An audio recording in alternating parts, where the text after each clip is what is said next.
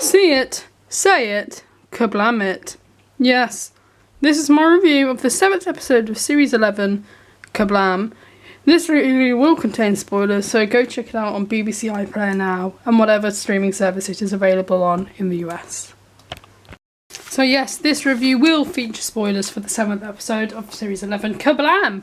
So, was it a good episode, or was it a bad episode? First of all, I'm going to talk about what kind of expectations I went into this episode with.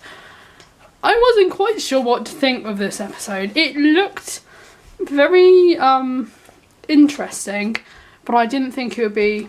I think historically so far with the series, we've not had very good science fiction stories, so it was a pleasant surprise when I realised that this was probably the better of the more sciencey, fictiony type horror episodes of the series we've had so far. It feels very claustrophobic, the atmosphere is very tense, particularly at the start. Well, not really at the start, but you know, like with the bits with Dan and in the warehouse bits, it was all very tense and atmospheric very early on. And it gets real very early on. I mean, I thought there was a little bit at the beginning, or maybe that clip that we saw at the Children Need bit, which is obviously where the Fez comes from the Children Need clip where the Doctor opens her package. I thought that might be slightly later on in the episode. Maybe we'd have a sort of early on scare from like one of the robots or something. But no, it gets into it very quickly. I mean, the first 3 minutes, a lot is happening. They're literally within the first 3 minutes, they're at Kerblam. There isn't much thought going into it, which I guess is good, because otherwise it takes longer for them to save them, and it gets quickly into the action and the feel of things.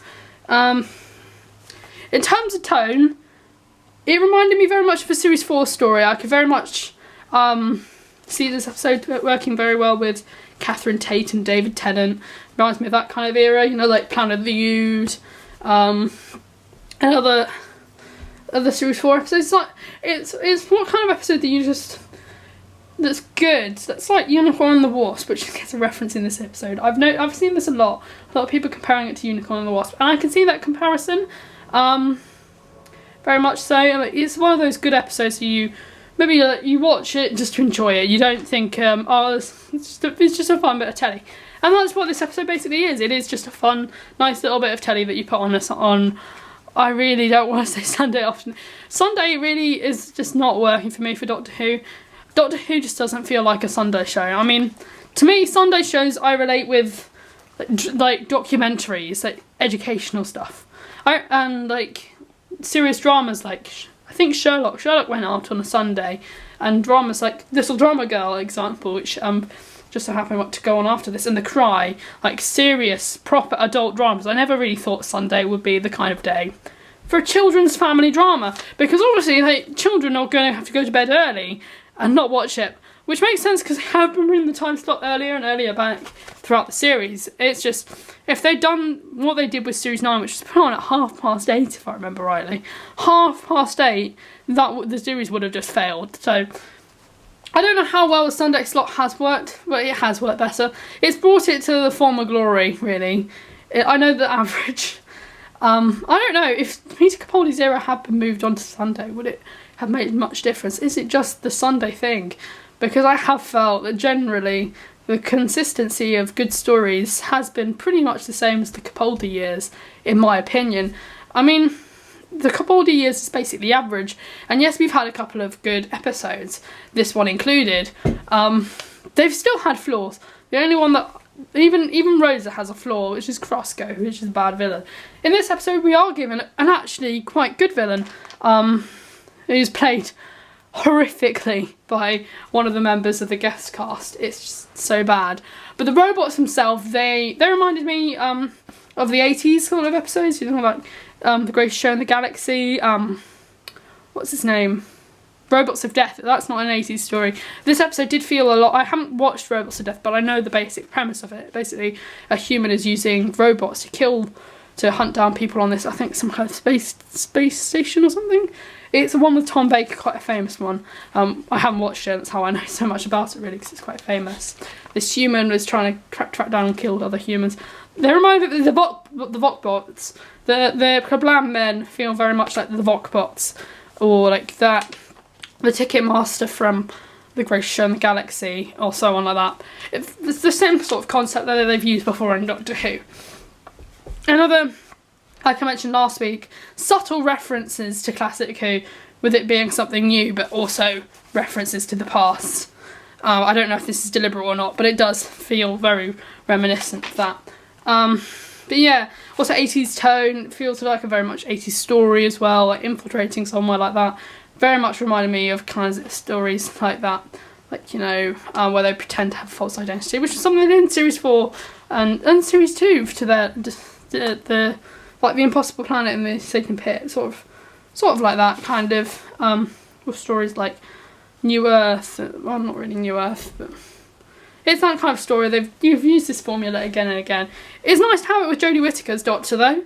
In this episode, she is annoying for most of it, I'll have to admit. But there is this one scene where she is preaching the good villain but with a bad actor. I'll get onto it again in a minute. She's preaching him, telling him a speech. That's the first time I've really felt that she's unique and is the Doctor this entire season.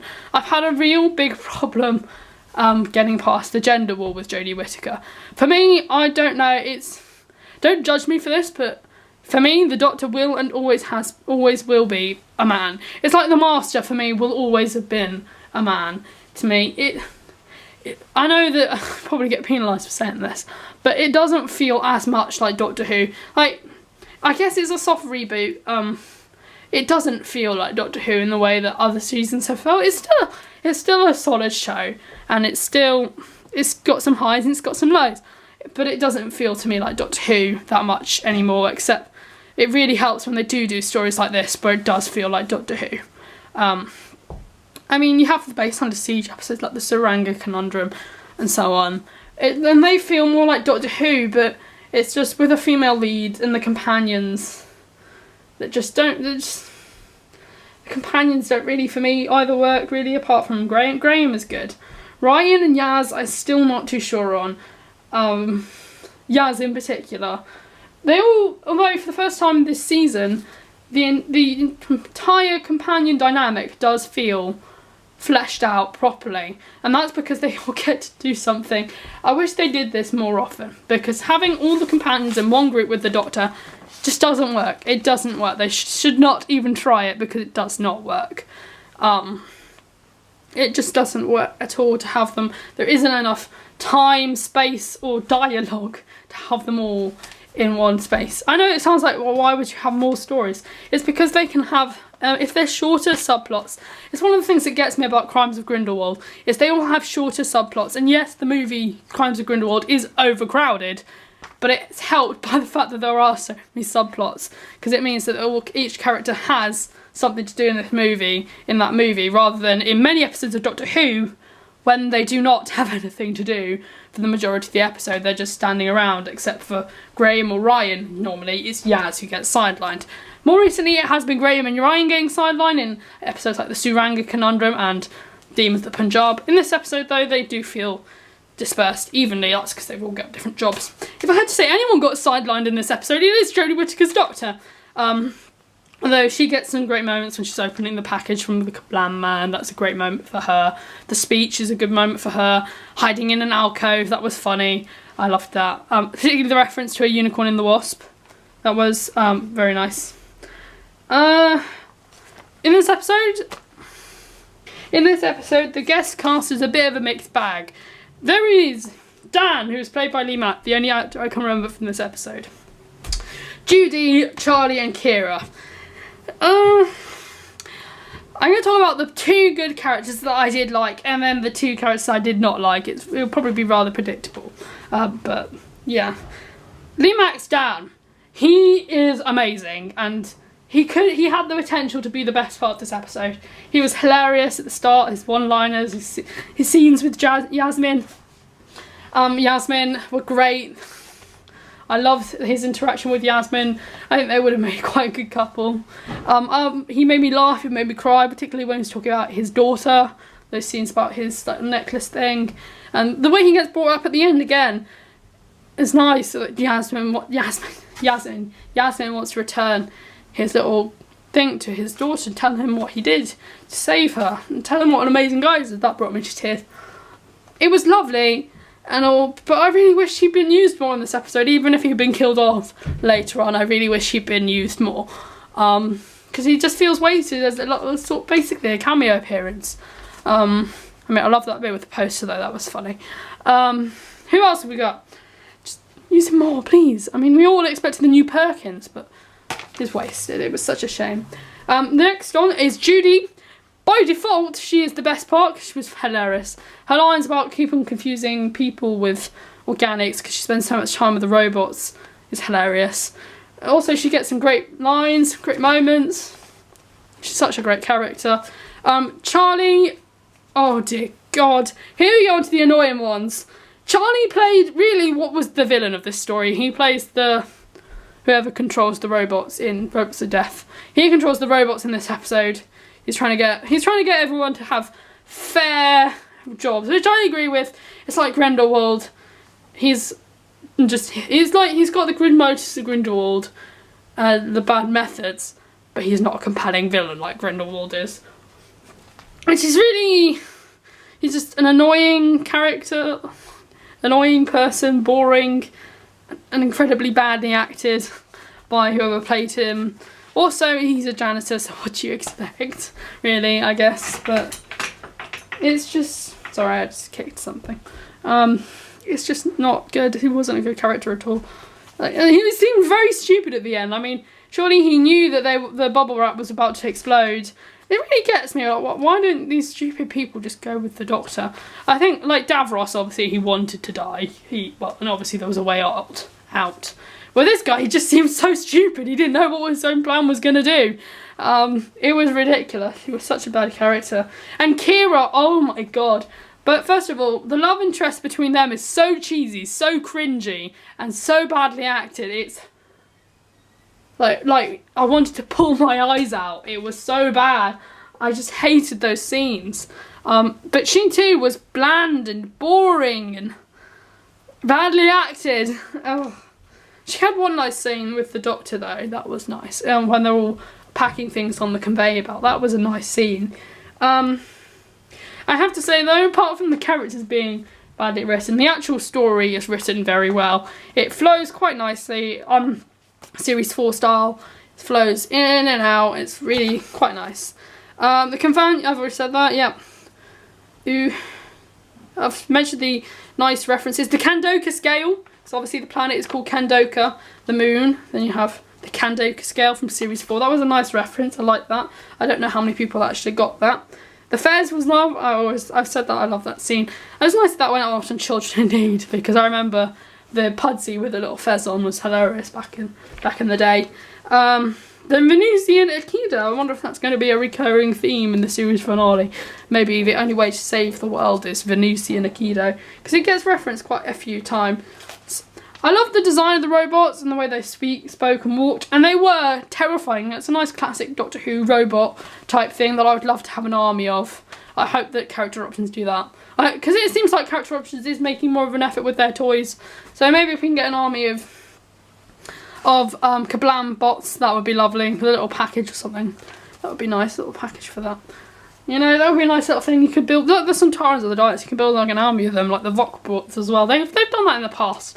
And this series, I feel like this series has been successful enough to warrant a new wave of action figures based on Series 11. Even if there's only a few of them, like, just do a wave, please, character, please. The director, I mentioned earlier, I loved the atmosphere, the tense atmosphere, the tension, and all the nice look, the nice feel of the episode. The atmosphere, it's all lovely. It's directed once again by the lovely person who did last week's episode, if I remember rightly. They were nice. The set design, the warehouses, it's all mysterious and like spooky and all that. That's nice again. The set design. I like the idea of only 10% of the population working is terrifying and realistic idea. It's another way of the Doctor Who's very good at making the mundane things that you don't expect to happen to be quite terrifying. Again with the bubble wrap, that's a mundane thing. You don't really think about it and make it quite a deadly weapon. Is a bit weird and a bit stupid, but like people could have said that about Blink. Oh my god, I'm blinking and I'm dead. So it could be worse. It could be worse, and it has been proven to work. I do think I won't pop any bubble wrap anytime soon, just in case. But it does what Doctor Who does best, which is making them mundane and terrifying, and making stories that are realistic. This story, out of all the stories so far of the series, apart from the historicals, because they actually happened, this does feel like the most realistic one to happen. And it is by far the best future set episode. So yeah, that was nice. So overall, I'm going to give this episode an 8 out of 10, because it has major problems with the guest cast this week, and you know, there are some great bits and there's some bad bits, so I'm going to give it an 8 out of 10, which is the same as last week. So yeah, a total, valuing up all the totals of the episodes out of 70, I've added them up, and it's 49 out of 70, which actually sounds quite bad really, but I mean, early on in this series it was quite bad. It is improving now. It's starting to be much better. Next week looks interesting as well. The Witchfinders. I'm looking forward to that one. Because I've been learning about witch hunting in the past, in history recently. Maybe we'll see Matthew Hopkins or something. Who knows? I'm theorising that old lady is Elizabeth Clark, who was famously the first person put to witch trial by Matthew Hopkins, who is by far the most famous of witch hunters. I think he killed nearly 200 witches in his, killed 200 people, I'm going to say, because none of them were witches in my opinion. I don't believe in witches. Except Harry Potter. As we'll see. But yeah, I think that looks good. There's another historical as well, and you can't go wrong with historicals with me, so something would have to be fundamentally wrong with this episode. And the guest cast looks great, but yeah. Let's hope we get a good story next week and they don't spoil such an interesting period. Well, quite a depressing time in history, but it's quite an interesting one as well. It's also quite interesting when you go into detail about why people were accused of witchcraft and so on. So yeah, I guess next week will probably be an extra long video, because I have lots of normal facts about the episode as well, because I know a lot about this time period because I've done it recently. But yeah, that was my review of the 7th episode of Series 11. Hope you tune in next week for the 8th episode, the 8th episode, The Witchfinders, on BBC One at 6:30, so don't miss out on that, and of course 8 PM on BBC America. So yes, thanks for watching. Please forget to like, comment and subscribe to this channel. I love making these videos. It'd be nice, you know, it's nice, it's a nice little thing, and even if not many people watch it, I still enjoy making these videos. But yeah, thank you for watching and goodbye.